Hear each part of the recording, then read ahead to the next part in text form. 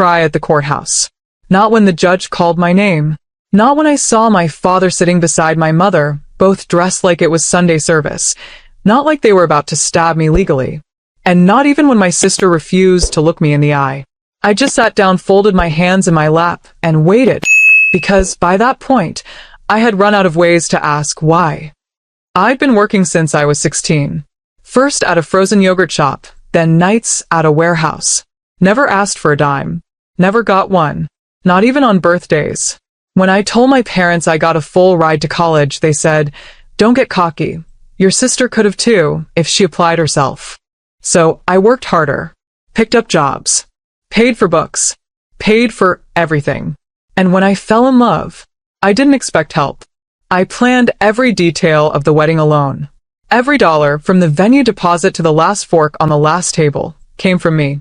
So when I saw the envelope taped to our apartment door 3 weeks later, I thought it was junk mail.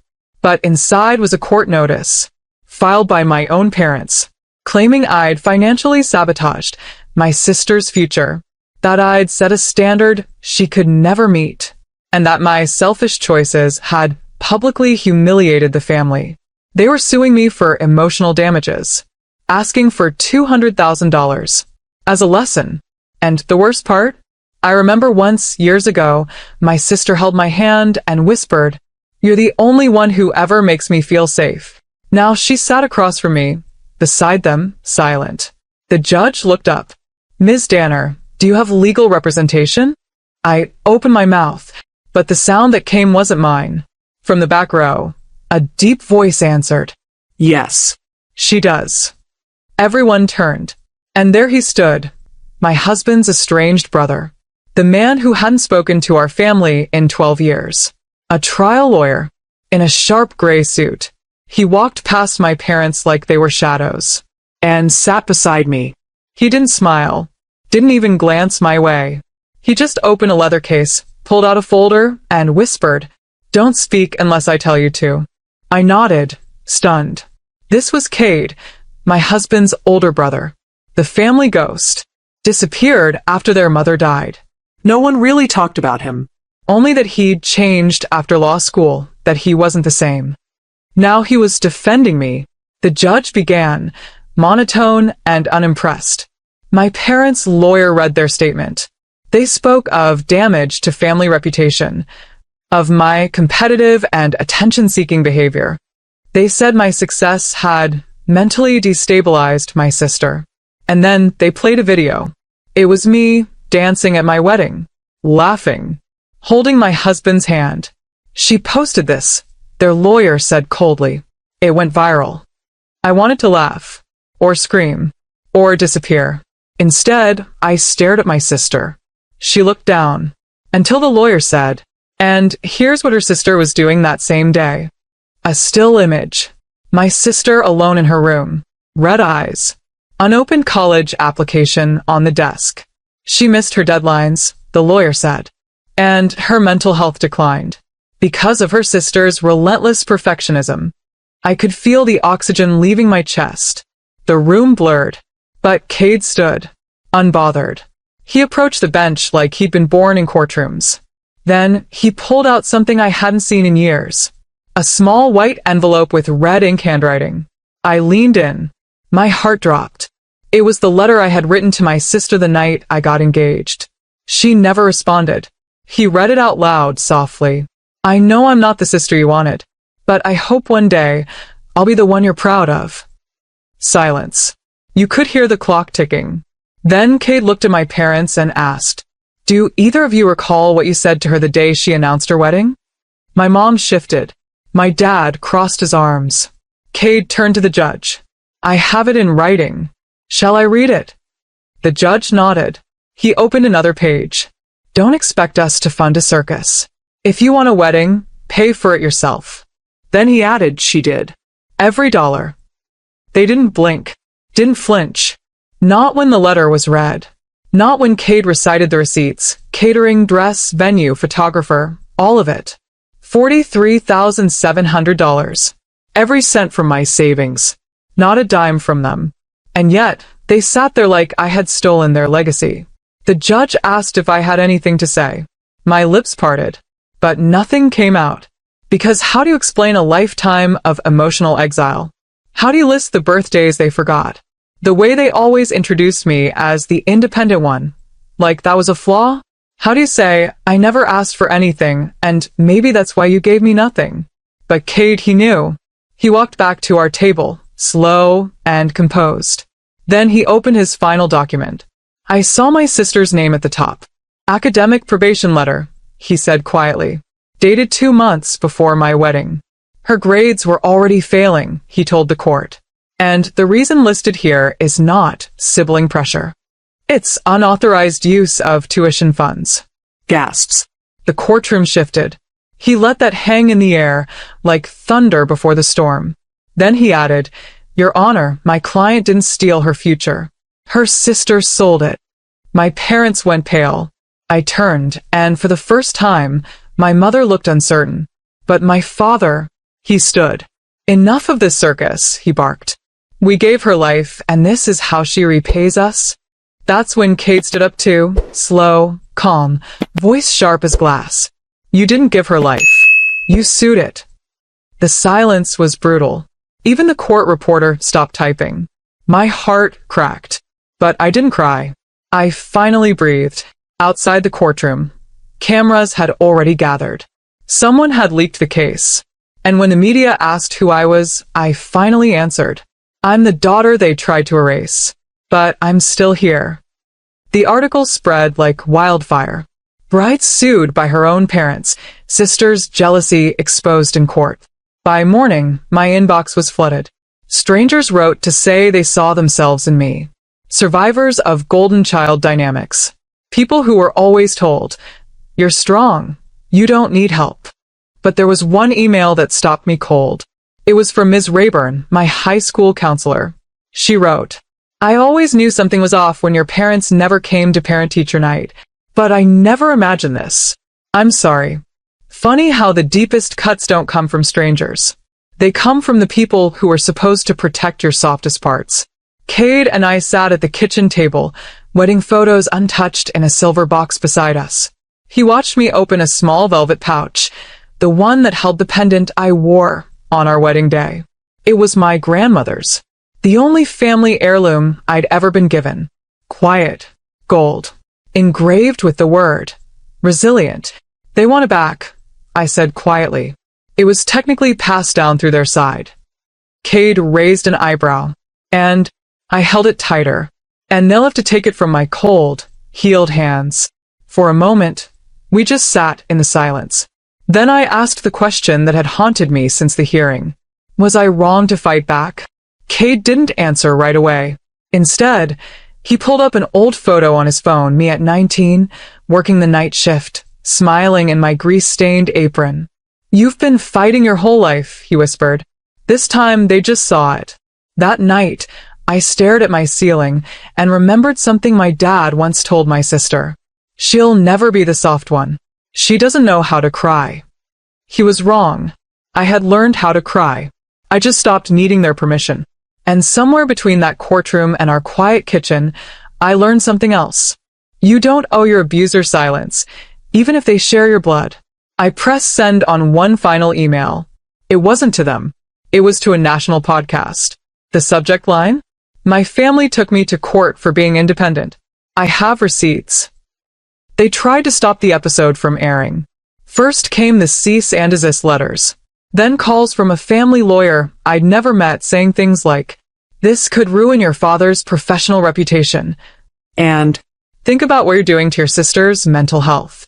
But no one, not one person, asked what they'd already done to mine.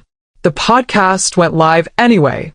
It opened with my voice, steady but tired. I'm not here for pity. I'm here because I worked 3 jobs to build a life, and they sued me for it. Within 48 hours, my story was trending. Hashtag sued by family. Hashtag not your scapegoat. Hashtag bride who fought back. The comments broke me in the best way. My sister did this too, and no one believed me. My mom sold my college fund and blamed me for being ungrateful. This is the first time I feel seen, but nothing prepared me for what happened next. An anonymous email. No subject. Just a video file. It was my sister, crying in her car, voice shaking. "They're lying to you too," she whispered. "I didn't want to sue you. Mom made me. She said if I didn't agree, she'd cut me off completely. I'm sorry. I'm so sorry." I sat frozen, watching the timestamp. It had been recorded the morning after the court hearing. She'd never sent it. Until now. Cade came over and watched silently, then said, "She's not your villain." "They are. She's just still afraid." I didn't reply. I was too full. Of confusion. Of grief. Of the unbearable pressure of being the one who broke the cycle, and the one they all blamed for it. That night, I didn't cry. Instead, I wrote a new kind of letter. Not one filled with anger or apology, but acceptance. I no longer needed them to see me. I just needed to stop bleeding for people who would never even admit they caused the wound. The judge's decision came in quietly. An email. A PDF. No courtroom fanfare. Case dismissed. Plaintiff's claims found baseless. All legal fees to be paid by the plaintiff. I reread it 3 times. No celebration. Just silence. Cade read over my shoulder and let out a slow breath. "You won." But it didn't feel like winning. It felt like standing in the wreckage of a war you never asked to fight. The lawsuit was gone, but so was something else. I hadn't spoken to my parents in 6 weeks. No calls. No texts. Not even a holiday card. And the silence, at first, was peaceful. Then strange. Then something I started to prefer. Until one night I got another message. From a news outlet. Subject: requesting comment on ongoing civil dispute between your full name and parents' names. I blinked. They'd gone public. They gave an interview. Sat down in coordinated outfits on a morning TV couch and spun a story about a bitter daughter, a jealous bride, and how they'd only wanted to protect their younger child's chance at a happy future. I watched it in silence, heart rate steady, face blank, until they showed a photo of me in my wedding dress. A photo they weren't authorized to have. Caption: a strange daughter who allegedly stole spotlight and money. I turned off the TV, called my lawyer, then called someone else. The producer of the podcast I'd spoken on. They offered me a second episode, a follow-up. A full visual interview. This time, I didn't hesitate. I sat in that studio. Wore the same shoes I wore to my wedding, the ones I bought on clearance after saving for months. And I told the truth. About the lawsuit. About the manipulation. About the silence that followed my strength. And when they asked me, "What do you want your parents to feel when they watch this?" I looked straight at the camera and whispered, "Nothing. I'm done giving them anything to feel." The episode dropped on a Tuesday. By Wednesday night, it had crossed 4 million views. Comments poured in. "She's the definition of grace. This is what breaking the cycle looks like. I hope her parents feel the silence now." I didn't reply to any of them. I just turned off notifications, poured myself a cup of black tea, and watched the sunset from our apartment window. Cade had strung fairy lights across the balcony. They blinked softly against the night sky. For once, I didn't feel like explaining myself. But they did. My mom's name appeared on my phone 3 days later. I stared at it, ignored it. An hour later, my dad. Ignored again. Then came a knock. Not on the door, on my past. A courier delivered a thick envelope. No return address. Inside, a typed letter. "We understand now. We were wrong. But it's hard to lose a daughter over pride. Your sister's not speaking to us either. Please talk to us." No apology. Just positioning. Like they were the real victims now. I placed the letter back into the envelope and tucked it in a drawer I no longer opened. That same evening, my sister, the bride whose spotlight I supposedly stole, messaged me for the first time since the lawsuit. It wasn't what I expected. "Hey, just watched your podcast. I'm sorry. I was too caught up in being the favorite to realize I was being used too. I miss you." For a second, I wanted to delete the message, but I didn't. I sat with it, then replied, simply, "I miss who we were, before their version of love got in the way." She sent a photo back. It was from years ago. Both of us, in my old college dorm, eating frozen yogurt on the floor, laughing at something neither of us remembered. A memory that didn't belong to them. And for the first time in months, I smiled. The courthouse steps looked different this time. Not because they were less intimidating, but because I wasn't the one on trial anymore. This time, it was the judge calling out my parents publicly for filing a spiteful and frivolous lawsuit against their own daughter. Their lawyer kept glancing toward them, silently pleading for dignity. But pride dies loud. My father interrupted the ruling. I paid for her life until she was 18. She owes us. The judge raised a hand. You owe her an apology, he said flatly, and a dismissal. With that, it was over. No financial settlement. No damages granted. No clean win for anyone except peace. But the real verdict came weeks later, quietly. A scholarship fund was launched in my name. Not by me. By a stranger, a podcast listener who'd built her own business after surviving years of parental control. She named it the Monroe Fund. For every girl who's been told she doesn't deserve her own story. Emails followed. I left my toxic family after hearing your voice. I thought I was alone until I saw your courage. I finally feel seen. I didn't expect to be anyone's symbol. I just wanted to breathe without asking for permission. But maybe this was what healing looked like. Not noise. Not revenge. Just reclaiming what they tried to take. My voice. My future. My name. That night, Cade took me to the coast. No ring yet. No pressure. Just sea air and quiet space. He looked over and said, I don't want to save you. I just want to witness you. I smiled through the wind. And for the first time in years, I believed I was whole.